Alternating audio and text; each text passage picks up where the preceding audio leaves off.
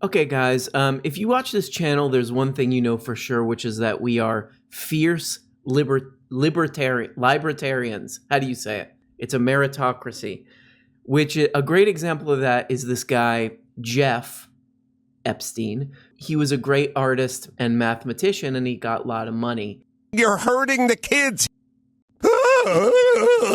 Welcome to the all Adam Carolla soundbite channel. Okay, so I'm really interested in this $15 minimum wage thing, and I thought like maybe the best way to look at that and look at the arguments against it and some of the economic notes and research on it is to watch this Ben Pepino video.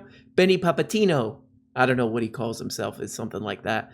But we could watch this and maybe look at some of the claims and figure out what's going on here. And look at the economics and, I don't know, maybe learn something new. I don't know. None of my business. Is, of course, a Democrat. And for that, we're extremely grateful because it's fun to have on people from the other party and actually talk through the issues. Representative Khanna, thanks so much for joining the show. And thank you for having me on. I appreciate the opportunity. Yeah, you bet. So, okay, so he has Ro Khanna on his show, and let's hear his first thing about the minimum $15 minimum wage. There are a bevy of studies, including Congressional Budget Office studies, suggesting that it depresses employment, that for people who actually receive the minimum wage, of course, they get paid more, but for a lot of other people, it pushes them out of the job market because it is not like businesses actually just have a giant Scrooge McDuck money bank out back. Okay, so this is pretty interesting. A lot of like Ben Shapiro type guys are going to talk about this CBO study, Congressional Budget Office study, where they're like, oh yeah, if you raise the minimum wage, it's going to cost a lot of jobs. But this might not be true. And it looks like this is actually not true. And the Washington Post did a story about it. And I'll just read you some of it here. Opponents of raising the minimum wage have seized on a recent report by the Congressional Budget Office that estimated that increasing it to $15 an hour by 2025. And again, it's like these baby steps. This is how they always increase the minimum wage. It's like you have 4 years to do it. Would cause 1.4 million Americans to lose their job. These, quote, significant job losses. And when they say people are seizing on it, they're talking about people like Benjamin Pepino. I don't want cowards teaching my kids. And a lot of people say that Ben Pepino is... You're hurting the kids. These significant job losses, according to U.S. Chamber of Commerce Vice President, provide reason enough to abandon the Biden administration's plan to help low-income workers. So they're saying abandon it because it's going to cost all these jobs. First, it's important to recognize that the CBO also observes that income gains resulting from the wage increase are substantially greater than the reduction in income from job losses, thereby lifting nearly 1 million people out of poverty. Nonetheless, so we're already kind of stepping on the Ben Pepino's idea here. Nonetheless, the report's assumptions about job losses are problematic. This is what I say when somebody says something I don't like. I'm like, that's problematic, what you just said. They're like, you can't be shirtless in the Burger King. And I'm like, that's problematic to me because it's my culture. Nonetheless, the report's assumptions about job losses are problematic, significantly out of step with modern research on the subject. A recent survey of the evidence in the Journal of Economic Perspectives, for instance, by the labor economist Alan Manning, carried an apt title that captures scholars' view far better: The Elusive Employment Effects of Minimum Wages.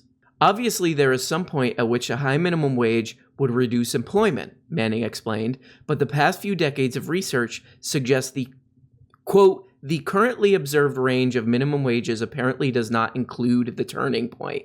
And I looked at this because there was a minimum wage raise in 2009, and it was a similar baby step. I think it was 2007 to 2009. And studies were done on this, and Ben Pepino talks about this later, and he gets this wrong. There's nothing proving that it had any effect on employment. This really seems, I spent a ton of time looking at this, and this seems to be really like everything I read, like tons and tons of different articles and research papers. This seems to be the consensus. We can't tie these minimum wages, a $15 an hour minimum wage in this case, to lower employment or higher unemployment. We just can't. The evidence is not there for it. And by the way, honestly, this is the least interesting part of this, like just kind of debunking all this stuff that he's saying. There's a more interesting part that we'll get to a little bit later, far more interesting. But there's also another study from Berkeley, and I'll just read you a bit of their conclusion. Because part of the argument is like, oh, look, it's going to cost all these people, especially in poor areas, their job. Here's from their conclusion, from the abstract of this study. And when was this study done? 2019. We do not find negative employment effects among women, blacks, or Hispanics. In high-impact counties, we find substantial declines in household and child poverty. These results inform policy debates about providing exceptions to a $15 minimum wage in low-wage areas. So he's going to, basically later in this thing, he's going to be like, well, this hurts poor people. Well, there's a study to the contrary in that one too, buddy. So there's really nothing, like I couldn't find anything that solidly illustrates a $15 minimum wage has a negative effect. This is pretty interesting, and I have made fun of this guy a bunch on this channel because You're hurting the kids. Everyone's scared. Everyone's scared. when we see a Benny Pepino video upload, Everyone's scared. I look at the video, I see the thumbnail, and I'm like, am I going to watch that? No. Just on the specific level, obviously the vast majority of employees at places like Amazon are actually not making the minimum wage. The fact is that the minimum wage is only being made by something like 2.3% of all wage earners in the United States. About 50% of those wage earners are under the age of 25. And when you artificially boost the minimum wage, what you actually end up doing is making it harder for people who actually need the minimum wage jobs to get those jobs. Okay, so he's saying that people actually making the minimum wage is a statistically insignificant amount. Okay, so then why not raise it? It's statistically insignificant.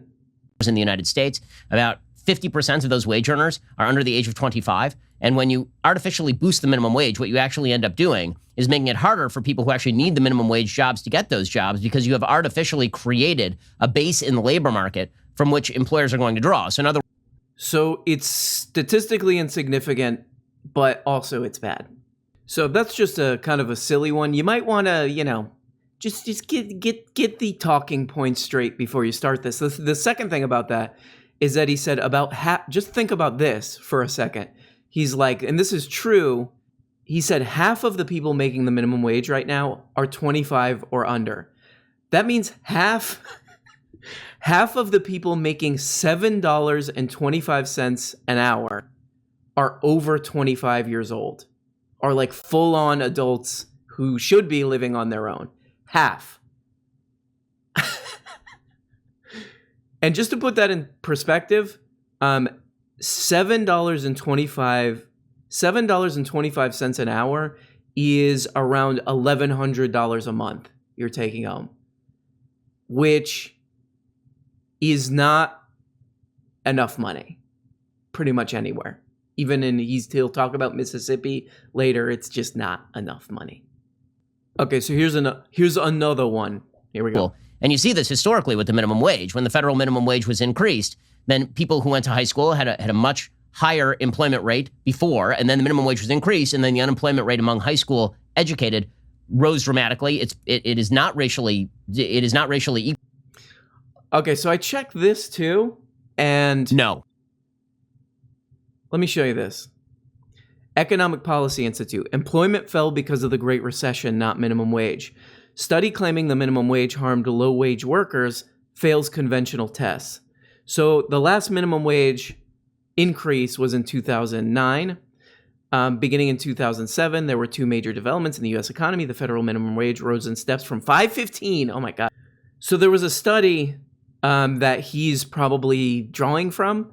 In this examination of the study says their conclusions are mistaken because the authors failed to adequately control for the effects of the Great Recession.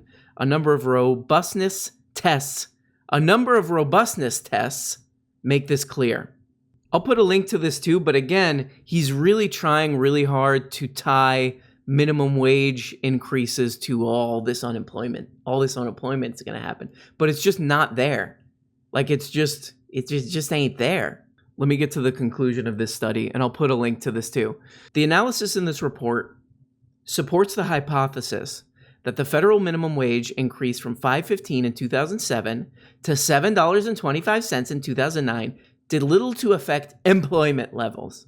The other thing that's sort of weird that he's not talking about, neither of them mentioned, Rokana. I just call him Rokana. And Benny. No. Those are naughty thoughts. Pepino. They don't mention that if people have more money, like in a small town, let's just say, people have more money because they get paid a higher minimum wage. What do you think they're going to do with that money exactly? Oh, and that money just goes in the toilet. Toilets. Where does that extra money go when you give them a $15 minimum wage? Toilets. Goes in toilets. No, they spend it in local businesses. So somehow that's just like left out of the equation.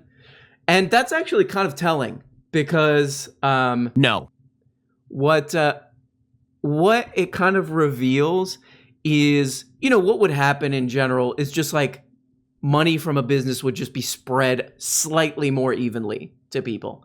You raise the minimum wage, maybe they have to raise wages, maybe they don't because they're already paying, like he said, they're already paying them more. But if you did have to raise wages, it would really probably mostly just spread the profit of the business a little wider. And he doesn't like that. He doesn't like that because some people, God wants them to have more money.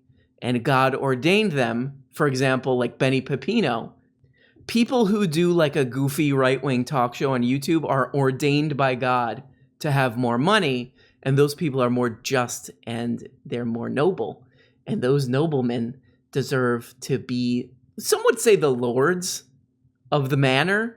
That's just a way to just kind of a fun, cute way to put it, Those are naughty thoughts. Those are naughty THOTS. I always, when he says that, Those are naughty thoughts. I think of it spelled like that. Those are naughty thoughts over there. Stay away from them.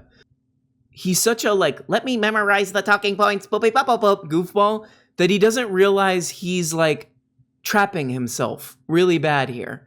Because he's basically saying, if you listen to this, he's saying, look at all these problems with the market. Look at all these problems with capitalism. I mean, $7.25 an hour is extreme poverty. That's extreme poverty. Regardless of what the technical poverty line is, anywhere in this country, $7.25 is not. That's not. Nope. I don't care if you live in, the middle of the water. You live in Mississippi in a puddle. I call this home. I call this my home. And if you don't like it, well, you're a snob. You're one of those liberal, elite, Jewish. Did you just say Jewish? No. No, they're fine.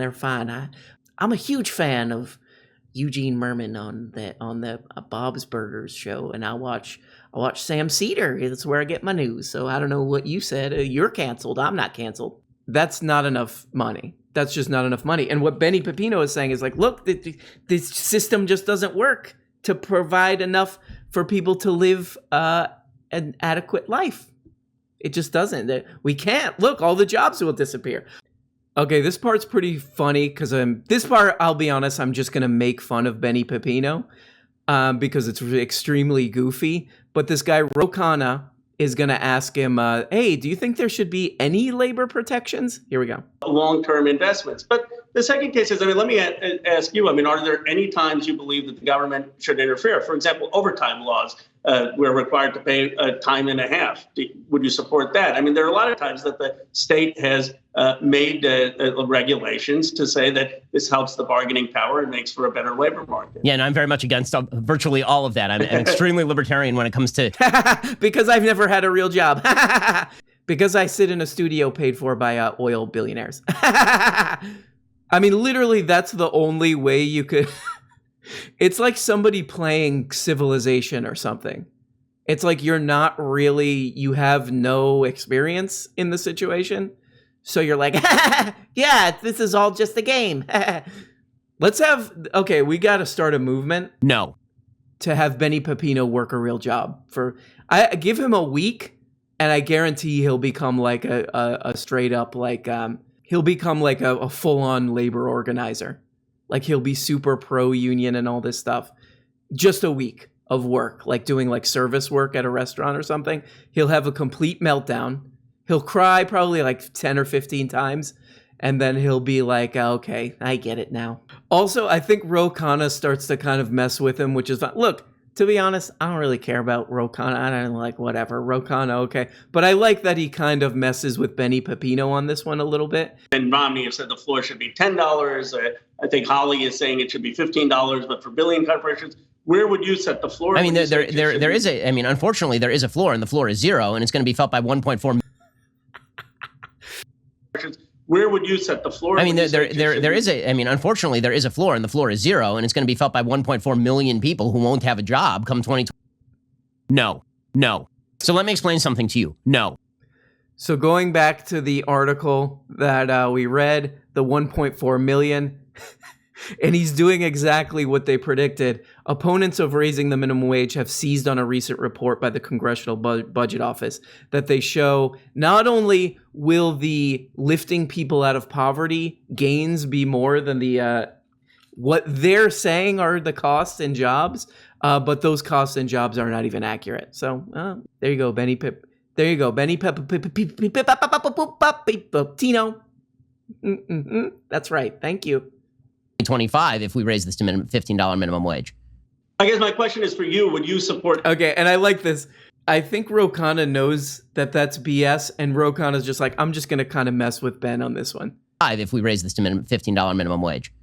I guess my question is for you. Would you support any national federal minimum wage at any standard? No. I mean, again, no.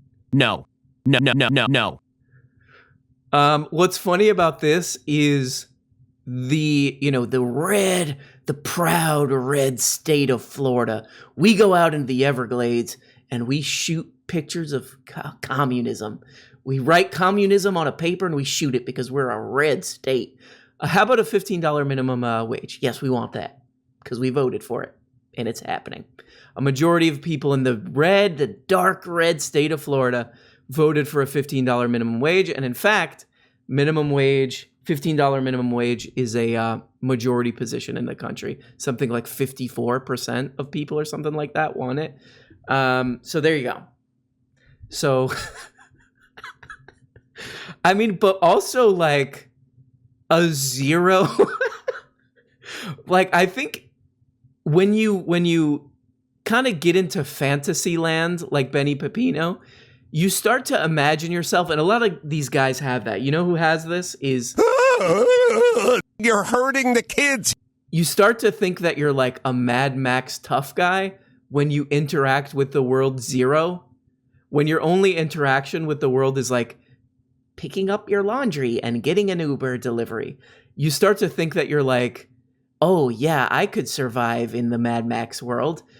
You're Benny Pepino. Have you looked in the mirror lately, buddy? So this zero minimum wage thing is basically, to me, it sounds like, yeah, I don't think I need to live in a civilization.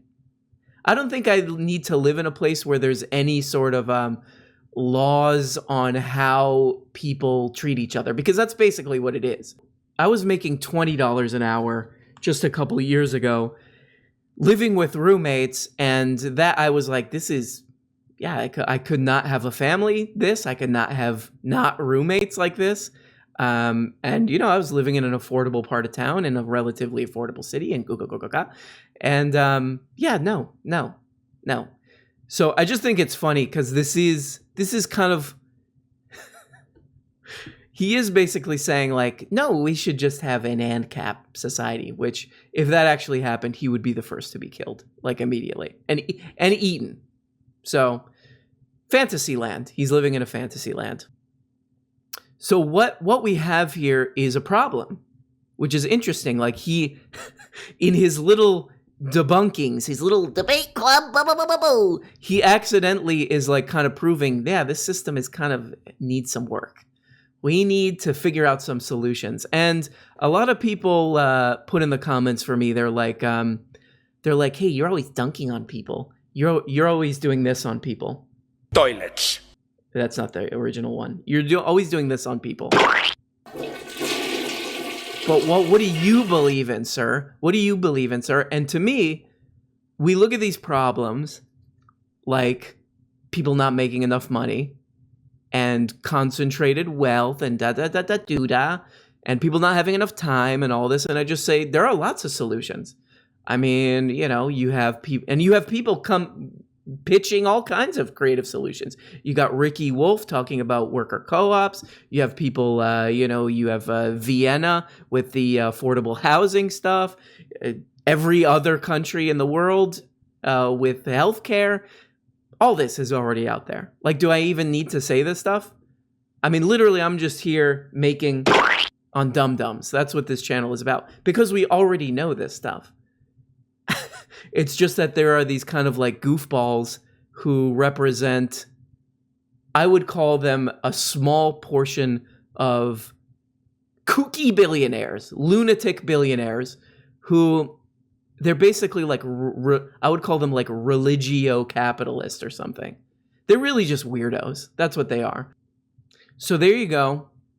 Communist Ben Shapiro. You know, look, I'm a free market. I do the free market, Ben. And you don't go talking about how this system can't provide people's basic needs. Can't provide them with a decent amount of money because all the businesses will have to shut down. You don't talk about that like that. And $15 minimum wage is still like no money. That's the other funny thing. $15 minimum wage, not a lot of money. Not a lot of money at all. That's no money. $15 an hour is basically no money. So kind of a funny argument. Seems like a little bit of a distraction to me, I'll be honest. Would it be good? Sure. I almost think it would be like a symbolic thing at this point because no one should be paying anybody under $15 an hour. I'm sorry. Are we too dumb to figure out how to like have people not like struggle, to have wide swaths of people not struggling all the time? No. Oh, okay, never mind then. Everyone's scared. I don't want cowards teaching my kids. Why not? Everyone's scared. Oh, okay, that makes sense. So there we go, guys. A classic Benny Pepino, performance artist / internet weirdo, Benny Pepino. Let's see, how are his views doing? Let's take a look. The no behind. All right. 173,000 in one day. Okay. Could you imagine somebody, like one of his fans watching this, like somebody in like, you know, Missouri or something? Or Kentucky or something? I love Benny Pepino. Could you imagine somebody like, no, I don't I work at the Safeway and I don't deserve, Benny's right, I don't deserve $15 an hour. I deserve to continue to live in the back of a van. He's right. I'm not Jesus has not bestowed on me the right to not sleep in the freezer of the supermarket because I can't afford a real place to live. He's right.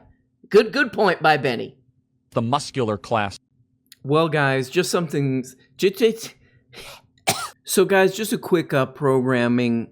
Just a quick programming note here. So this show goes about 20 minutes a day, right? The rest of the time, when you don't see me on screen, I'm just playing Adam Carolla clips and cackling. Just cackling away at Adam Carolla sound drops. And I thought of something to add to the, what would you call it? The vocabulary of this program. And that is, in the past, we have used flushing toilets as sort of a sign-off. So flushing toilets would be, so for example, you would say if you were writing an old-timey letter with a quill, you would write, I hope the summer finds you well. Flushing toilets, R.M. Brown. But I want to change that now to... You're hurting the kids. I want to change that now to possibly either hurting the kids or everyone's scared. Maybe we can do this as a poll. Everyone's scared. So it would be, since you moved to the country, I have missed you dearly and I hope to see you soon. Everyone's scared, R.M. Brown. Or should it be, missing you very much, you're hurting the kids, R.M. Brown. I don't know. I'm working on this. It might even stay flushing toilets.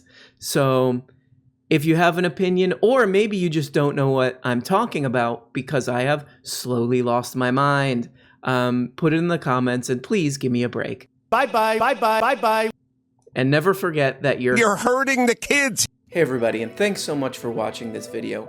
Like all the other YouTube and podcast perverts, I now have a Patreon. Every week on this Patreon, I'm uploading 2 exclusive Patreon exclusive shows. They're like real shows, more produced, more edited. One of them is a behind the scenes show where I reveal all the secrets and YouTube scams that I'm doing.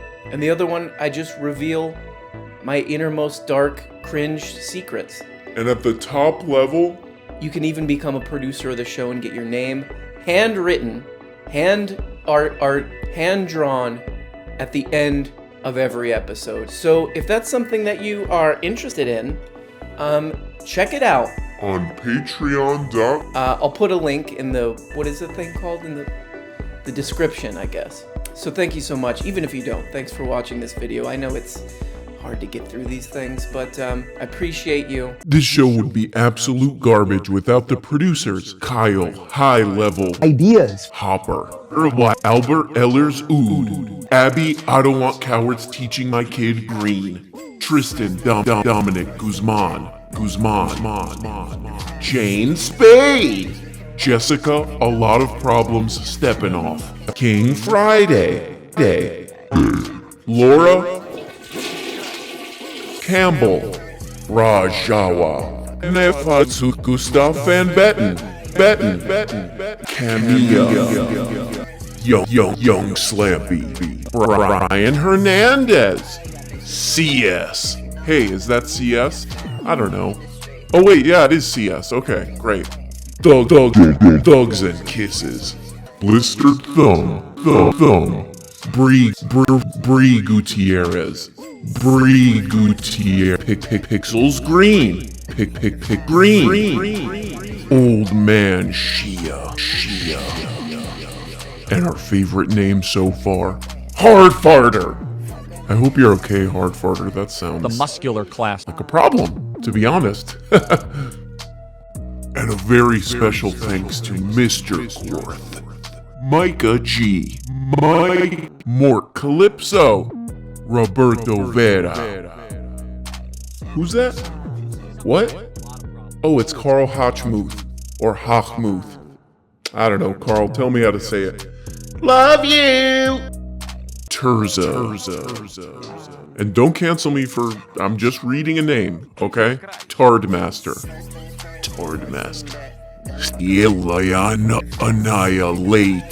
Annihilate. And special guest, Stabster Bait. Kevin Jigaleski. Oh, who's that? Oh, it's Mac. You know it's Mac. You can tell it's him. Krill Will. And we got D-Pad Chad. Burn Dubuel. Jake T. Sebastian Delgadillo. Charlotte Glass. CEO of the muscular class. Beth Van Diver. I'm sorry about that, Beth. You know I love you. Ray Anthony Cox. Eden Joy. Derek Stoker. Apollo Crow. Liz. Martin Lee. Chelsea G. Derek Jesus Christ Wilson. Matt Rowe. Thank you to these beautiful, gorgeous, muscular, soaked up, showering probably 10 to 11 times a day producers.